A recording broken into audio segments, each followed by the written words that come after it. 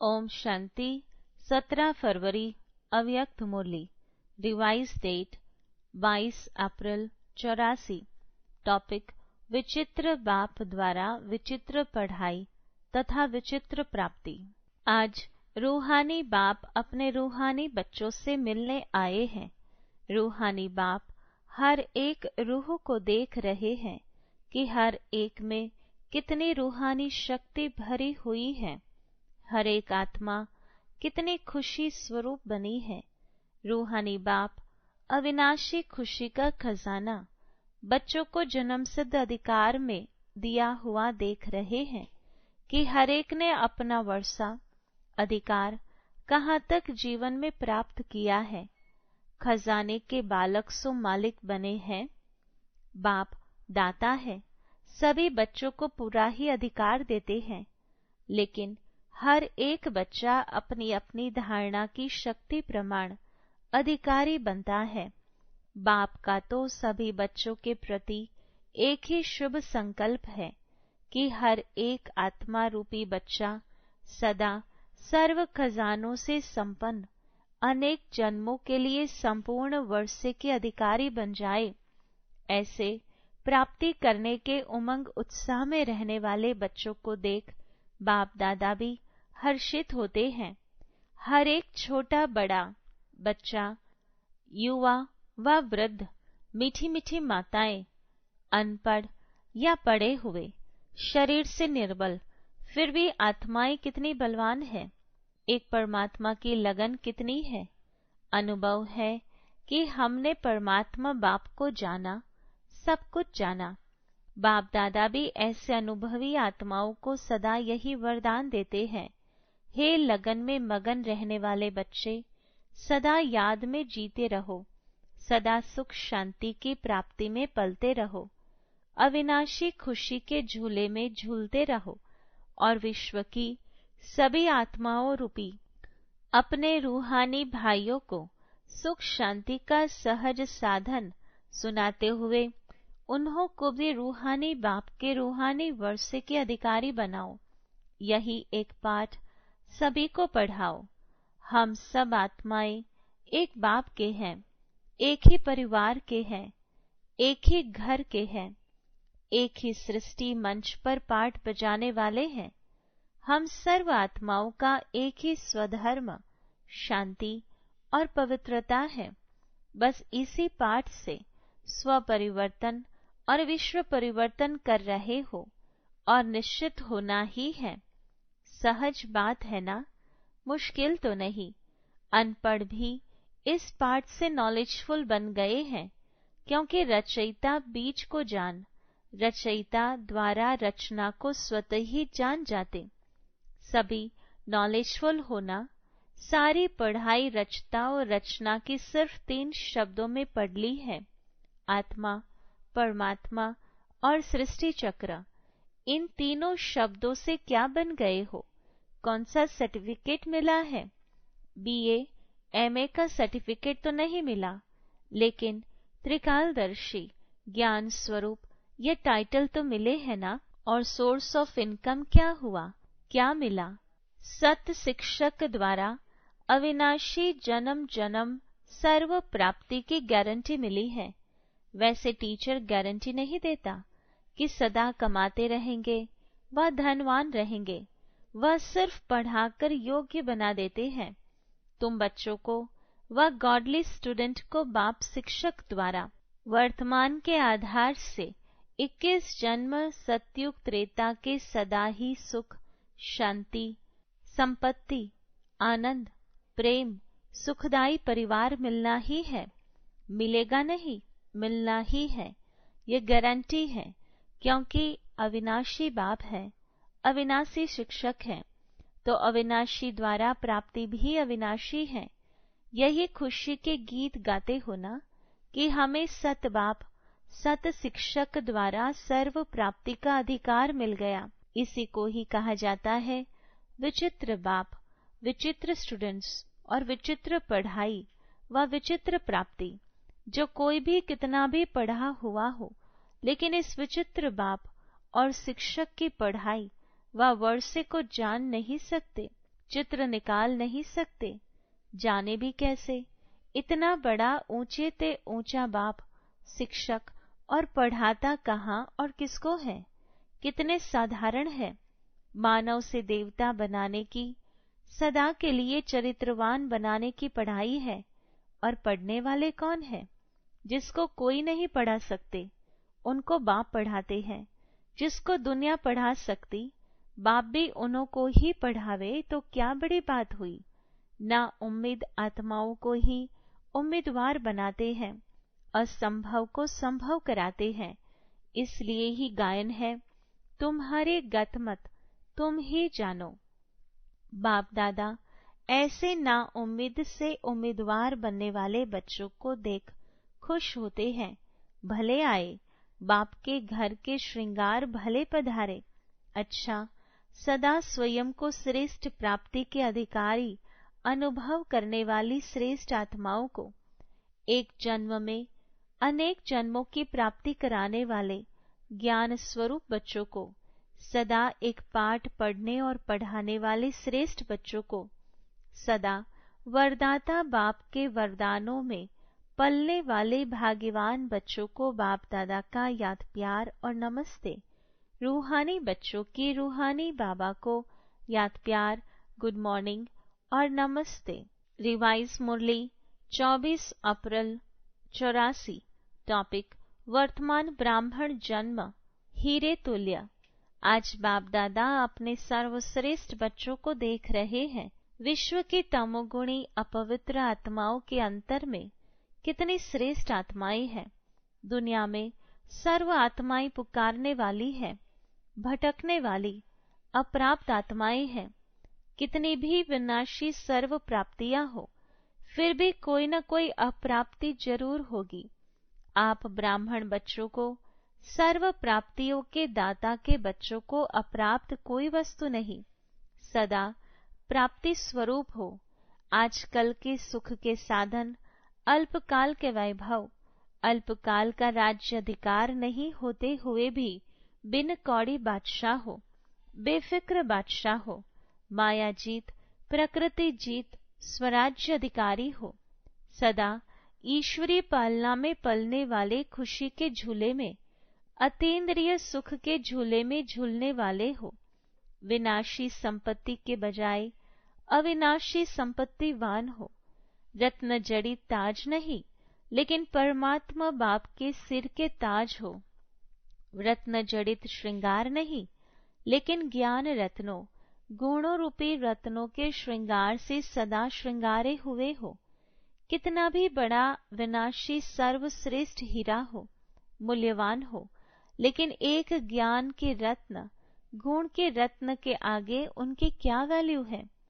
इन रत्नों के आगे वह पत्थर के समान है, क्योंकि विनाशी है। 9 लखे हार के आगे भी आप स्वयं बाप के गले का हार बन गए हो।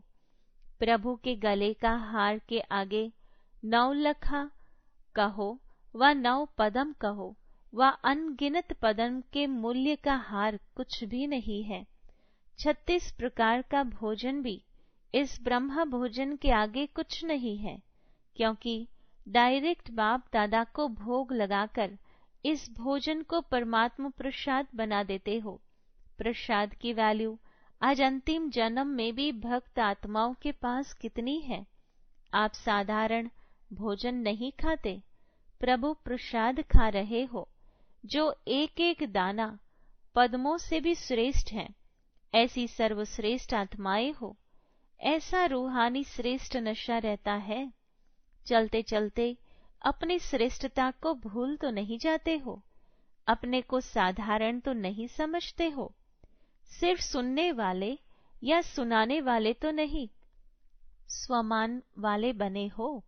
सुनने सुनाने वाले तो अनेकानेक हैं, स्वमान वाले कोटों में कोई है। आप कौन हो? अनेकों में हो व कोटों में कोई वालों में हो। प्राप्ति के समय पर अलबेला बनना, उन्हों को बाप दादा कौन सी समझ वाले बच्चे कहे। पाए हुए भाग्य को, मिले हुए भाग्य को अनुभव नहीं किया, अर्थात अभी महान भाग्यवान नहीं बने तो कब बनेंगे। इस श्रेष्ठ प्राप्ति के संगम युग पर हर कदम यह स्लोगन सदा याद रखो कि अब नहीं तो कब नहीं। समझा? अच्छा, अभी गुजरात जोन आया है। गुजरात की क्या विशेषता है? गुजरात की यह विशेषता है, छोटा बड़ा खुशी में जरूर नाचते हैं। अपना छोटापन मोटापन सभी भूल जाते हैं, रास के लगन में मगन हो जाते, सारी सारी रात भी मगन रहते हैं। तो जैसे रास की लगन में मगन रहते, ऐसे सदा ज्ञान की खुशी की रास में भी मगन रहते हो ना। इस अविनाशी लगन में मगन रहने के भी नंबर 1 अभ्यासी होना। विस्तार भी अच्छा है। इस बारी मुख्य स्थान मधुबन के समीप के साथी दोनों जोन आए हैं। एक तरफ है गुजरात, दूसरे तरफ है राजस्थान। दोनों समीप है ना। सारे कार्य का संबंध राजस्थान और गुजरात से है। तो ड्रामानुसार दोनों स्थानों को सहयोगी बनने का गोल्डन चांस मिला हुआ है। दोनों हर कार्य में समीप और सहयोगी बने हुए हैं।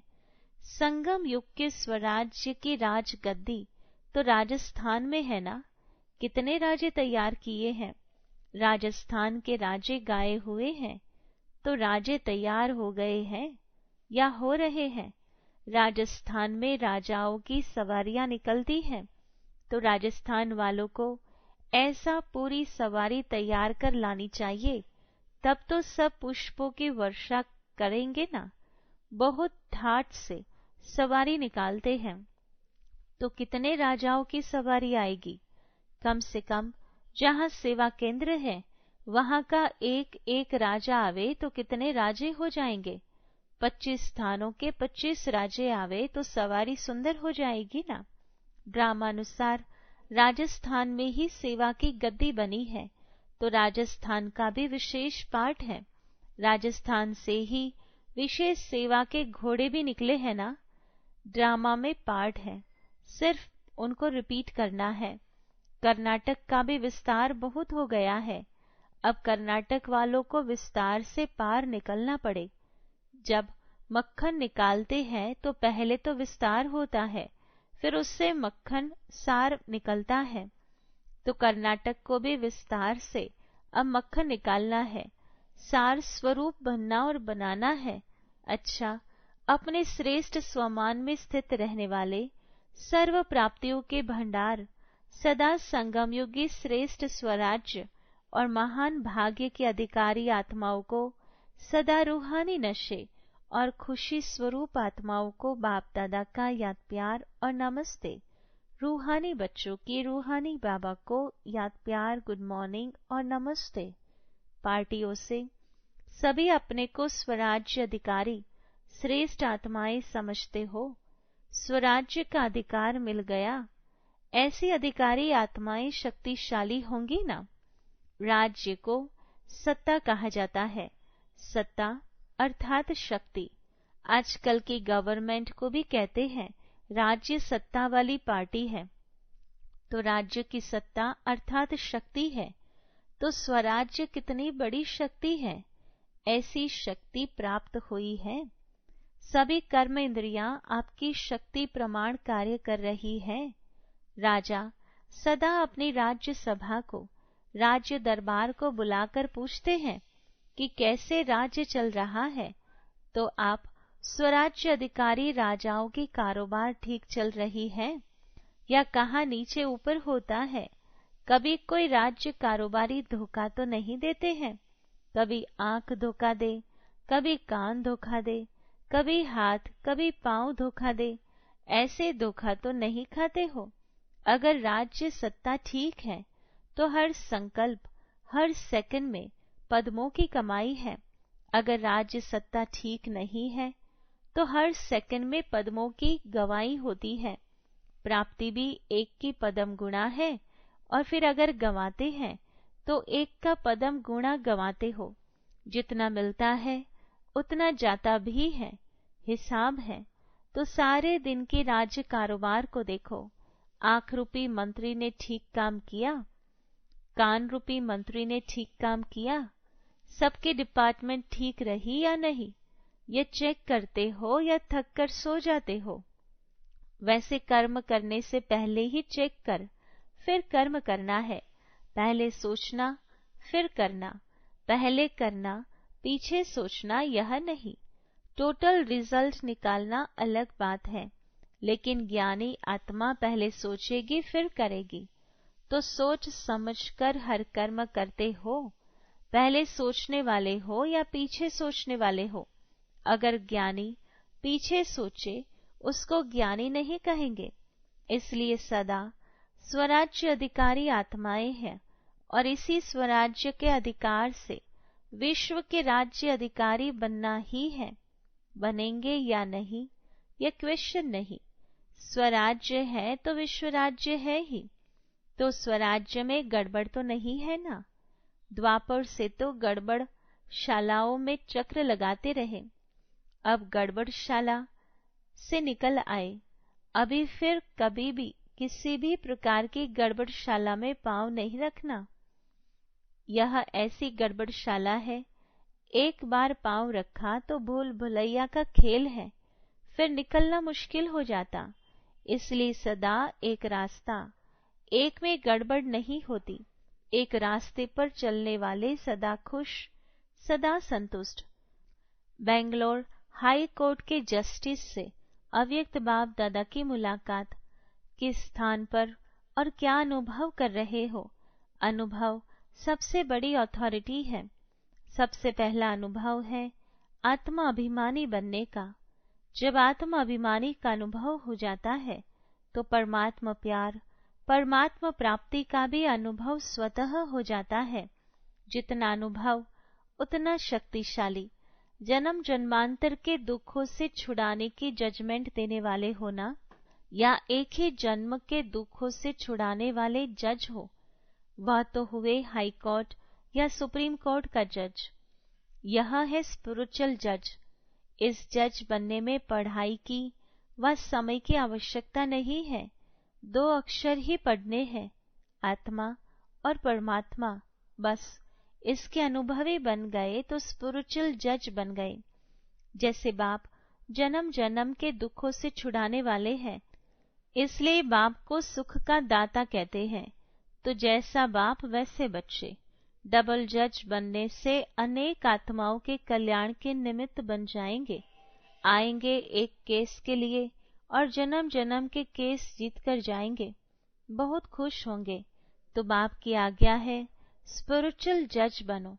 अच्छा, ओम शांति। वरदान सर्वशक्तिमान बाप को कंबाइंड रूप में साथ रखने वाले सफलता मूर्त भव। विस्तार है, जिन बच्चों के साथ सर्वशक्तिमान बाप कंबाइंड है उनका सर्व शक्तियों पर अधिकार है, और जहाँ सर्व शक्तियाँ हैं वहाँ सफलता न हो यह असंभव है। यदि सदा बाप से कंबाइंड रहने में कमी है तो सफलता भी कम होती है। सदा साथ निभाने वाले अविनाशी साथी को कंबाइंड रखो तो सफलता जन्मसिद्ध अधिकार है, क्योंकि सफलता मास्टर सर्वशक्तिमान के आगे पीछे घूमती है। स्लोगन सच्चे वैष्णव वह है जो विकारों रूपी गंदगी को छूते भी नहीं। Om Shanti. To watch Peace of Mind channel videos on YouTube, subscribe us on youtube.com/tvpeaceofmind.